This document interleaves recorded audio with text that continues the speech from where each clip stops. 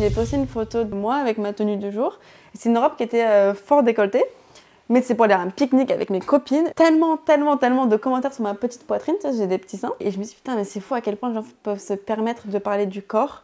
Moi, ce qui m'a choqué, c'est que même ton père et ton copain Seb ont été interpellés avec des messages du style « Ouais, qu'est-ce qu'en pense ton père? Qu'est-ce que dirait ton copain ?» Mes actions, moi, ma personne doit être rattachée aux hommes de ma vie. Et c'est lourd. Et en fait, moi, genre là, je suis l'exemple de ça, mais c'est que ça arrive à plein de filles. Plein de filles. Et moi, c'est juste que ça fait du bruit parce que j'ai des abonnés sur Twitter. Depuis août dernier, il y a un tournant assez particulier. Je pense inévitable, mais qui reste très pénible. Les autres. Évidemment, tout le monde a le droit de penser quelque chose. Jamais je ne me plaindrai de ça, car c'est le jeu. Cependant, certains enfreignent les règles et se permettent beaucoup trop de choses. Les femmes de nos jours, bande de Mais mettez-la au cachot, cette immense p***, c'est la pire. Comment j'ai envie de lui mettre des grosses droites dans sa gueule à celle-là, c'est hardcore. C'est d'une violence. Hein. Apparemment, ce serait parti avec une histoire d'invitation à un ballon d'or. Vous allez nous éclairer là-dessus. Les filles, il y a aussi un anniversaire avec un stripteaseur. Quoi qu'il en soit, ça ne mérite pas cette vague de haine. Et moi, je vous pose la question, pourquoi la youtubeuse Léna est la cible d'une telle vague de haine sur les réseaux sociaux, selon vous? Roubaba, toi aussi, qui est youtubeuse, qui est créatrice de contenu, qu'est-ce que tu as marqué? Bah, j'ai mis que c'était une proie facile, c'est pour ça, c'est une personne qui réussit et du coup, c'est facile de s'attaquer à elle. Tu vas nous expliquer pourquoi. Jinda? Parce qu'ils sont cons. Parce qu'ils sont... Oh, bah, toi, tu es direct au coup de poing. D'accord. Et toi, Anissa? Je pense qu'il y a de la jalousie. C'est de la jalousie. On va commencer par notre invité de cette deuxième partie, Roubaba. Tu parles de proie facile. En quoi elle est une proie facile, Léna? Parce que c'est la meuf du moment, elle est un peu de partout, donc c'est facile de s'attaquer à elle. Après, faut pas qu'elle se mette dans une situation comme ça, parce qu'on se fait tous attaquer, et j'ai reçu des messages bien pires qu'elle, et j'en fais pas tout un pataquès, tu vois ce que je veux te dire? Tu trouves qu'elle en fait tout un pataquès? Bah moi, j'ai reçu des messages de séquestration, de menaces de mort, des trucs comme ça, et j'en ai des livreurs qui sont venus chez moi et qui m'ont menacé après sur Insta, et j'en parle pas, enfin, ça sert à rien. Bah pourquoi elle en a parlé d'après toi? Bah pour surfer sur le truc. Après, je trouve que c'est une proie facile parce qu'elle a très peu de bad buzz sur elle, tu vois. Donc dès qu'il y a un petit truc, on va s'attaquer à elle. Mais toi, t'aurais pas posté les vives critiques qu'elle a mis sur ses réseaux sociaux? Tu m'as déjà vu poster un truc comme ça? Je te fais écouter les audios que j'ai reçus de livreurs qui sont venus chez moi? On va venir chez toi, on va te cambrioler, on va te séquestrer, sale pute, sale ci, sale ça. Parce que c'était une de mes questions. Qu'est-ce que vous pensez du fait d'afficher comme ça la violence des commentaires qu'elle a reçus sur les réseaux sociaux? Ça sert à rien parce que je trouve que ça donne la porte ouverte aux autres. Ils vont se dire, ok, elle reçoit ça, on peut lui donner plus, tu vois ce que je veux te dire?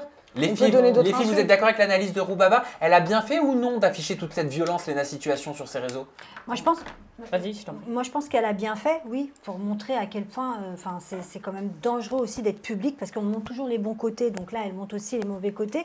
Mais il faut savoir que quand on décide de montrer sa vie, de déshabiller son quotidien H24, il faut être prête à affronter les critiques. Quoi qu'il arrive, c'est impossible de faire un métier comme ça, donc influenceuse, youtubeuse, et de ne pas avoir en face des critiques. C'est impossible. Je me permets. Donc tu penses que quand j'étais en interview avec Léna et qu'elle m'explique l'exemple du pique-nique où elle a posté une photo et que ses abonnés lui ont dit « Ah, t'es moche avec ta petite poitrine ».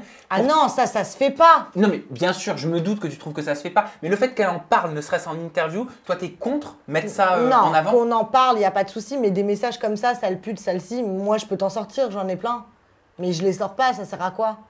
Pour moi, tu peux dire, les gens ils savent qu'il y a des haters, il y en a de partout. Et moi, pour moi, justement, personnellement, je ne parle pas de ces choses-là parce que ça donne une mauvaise vibe. Mais est-ce que c'est pas une arme aussi contre tous ces haters de dire regardez ce que je reçois avec les pseudos? Mais quelle arme tu leur donnes un bâton pour te... C'est ça. Moi, je trouve que tu leur donnes un bâton pour te faire battre, en fait, parce qu'il y en a d'autres qui vont venir, qui vont t'insulter encore plus. Puis ça peut permettre aussi de parler de cause, hein.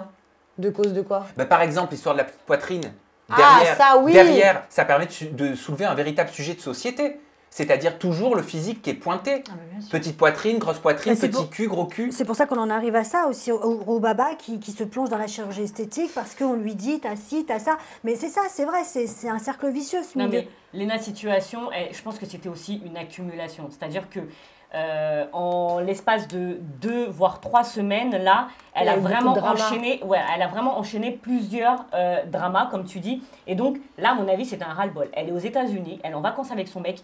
Elle a envie de profiter et là elle se prend une rafale, tout ça parce qu'elle a dit qu'elle avait des invitations pour le Ballon d'Or et qu'elle n'avait pas pu y participer. C'est exactement comme si mon mec me disait qu'il avait des invites pour aller au concert de Britney Spears et qu'il ne l'avait pas dit. Exactement. Oui mais attends, pardon mais Tu crois vraiment que Seb Lafrite, il l'a appris au moment où elle faisait sa story, il l'a appris à ce moment-là? Non, quand même.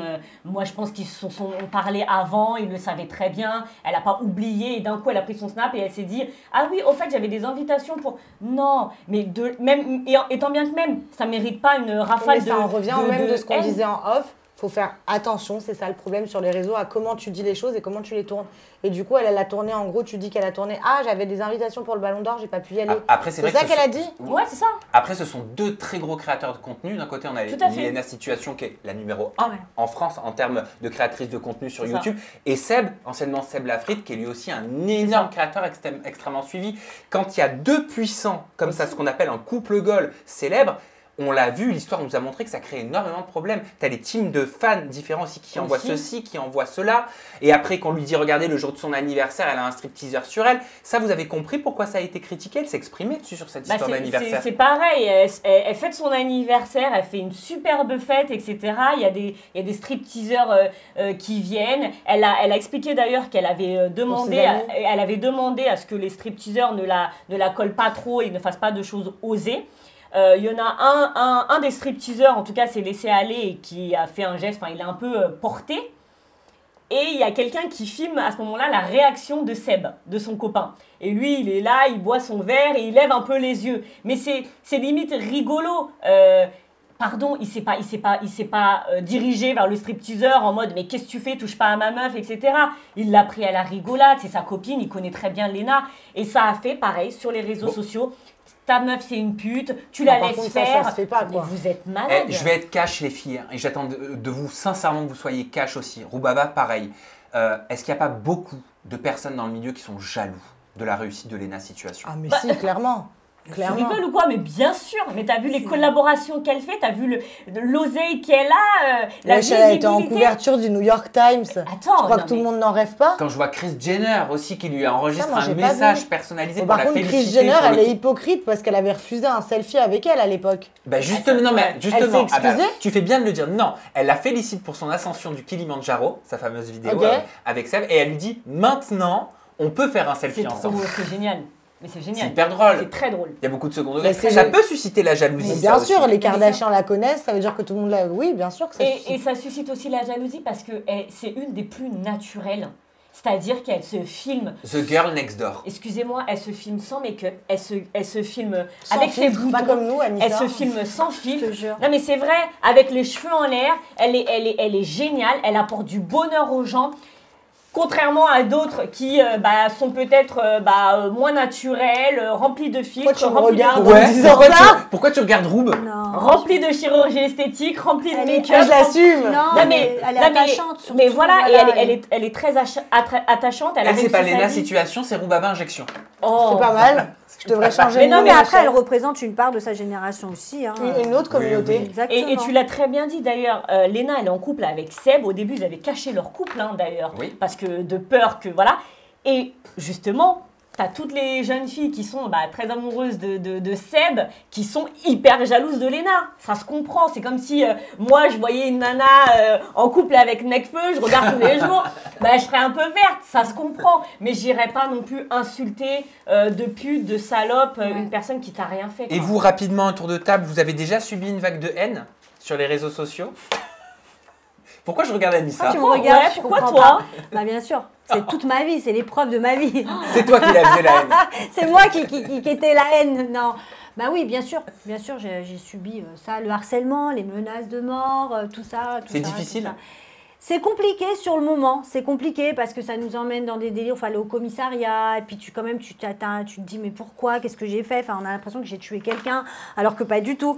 C'est compliqué mais après ça passe quoi, après bon. Sur Aja, après un Aja qu'on a tourné, qu'on a diffusé, vous avez déjà subi une vague de haine ou des commentaires vraiment haineux, négatifs? Oui, moi, après l'affaire Aïssa Alix. Ah bon? Ah oui, et c'est la seule fois d'ailleurs. Oh là là. Qu'est-ce qui s'était passé? Quoi? Mais enfin...